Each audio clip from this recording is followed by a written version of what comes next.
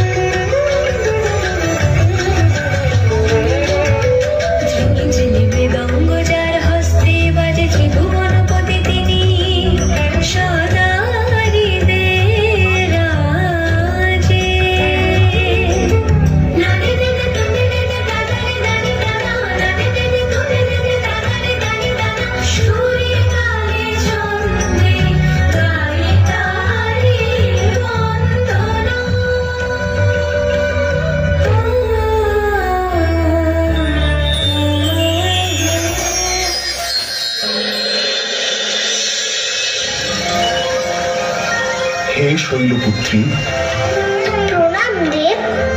যে ভক্তি ভরে তুমি শিব পুজো করছো, সেই ভক্তি দিয়ে মহাদেবের ধ্যান ভঙ্গ করতে পারবে তো? তোমার জন্ম এক মহৎ উদ্দেশ্য সাধনের জন্য হয়েছে। হে শৈলপুত্রী, তুমি হিমালয় রাজের গৃহ আলো করে জন্ম নিয়েছ মহাদেবকে সংসারে ফিরিয়ে আনার জন্য।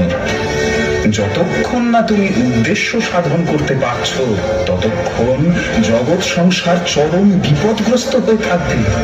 আমাকে কি করতে হবে আজ্ঞা করুন। কঠোর তপস্যা করে মহাদেবের মন জয় করতে হবে হে শৈলপুত্রী। এই কাজ বড় সোজা কাজ নয়। আমি প্রস্তুত হে প্রজাপতি ব্রহ্মা। দেবী শৈলরাজ হিমালয়ের ঘরে জন্মগ্রহণ করেন বলে নাম শৈলপুত্রী।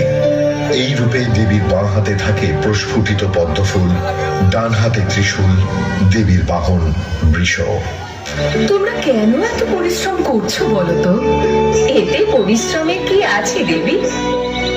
আপনার মহিমার কাহিনী শুনতে শুনতে আমাদের পরিশ্রম লাঘব হয়ে গেছে। ওহো, কি অপরূপ দৃশ্য! কৈলাসে এমন আমন্ত্রণ মাঝে মধ্যে পেলে মন্দ হয় না দেবী। আপনার সংসার অতুলনীয় হে দেবাদিদেব। হে প্রভু, আমরা এখন দেবীর মহিমা শুনছি। দয়া করে আপনার হাস্য পরিহাস এখন বন্ধ রাখুন। দেবীর কোন মহিমা বর্ণনা হচ্ছে? মহিমা কীর্তন হচ্ছে না মহাদেব। আমি বলতে শুরু করেছিলাম কিভাবে আপনি আমার পরীক্ষা নিয়েছিলেন ভোলানাথ, কিভাবে আমি সেই পরীক্ষায় উত্তীর্ণ হয়েছিলাম। আমি কঠোর তপস্যা শুরু করেছিলাম। বহু যুগ কেটে গেল মহাদেবের তপস্যায়, কিন্তু দেবাদিদেব প্রসন্ন হলেন না। আমি প্রকাশ করলাম ব্রহ্মচারিণী রূপ, নবদুর্গার দ্বিতীয় রূপ। সেই সময় আমার সম্মুখে এসে দাঁড়ালো প্রকাণ্ডাসুর।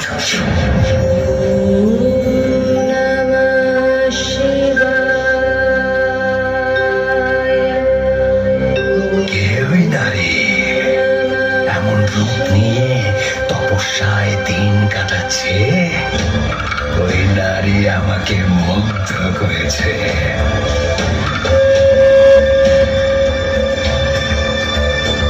দেবী, কে তুমি? আমি প্রকাণ্ড অসুর।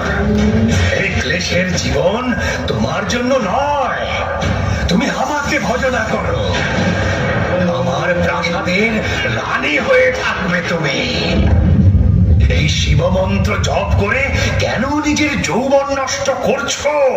মূঢ়মতি অসুর, আমি ব্রহ্মচারিণী, মহাদেবের ভক্ত।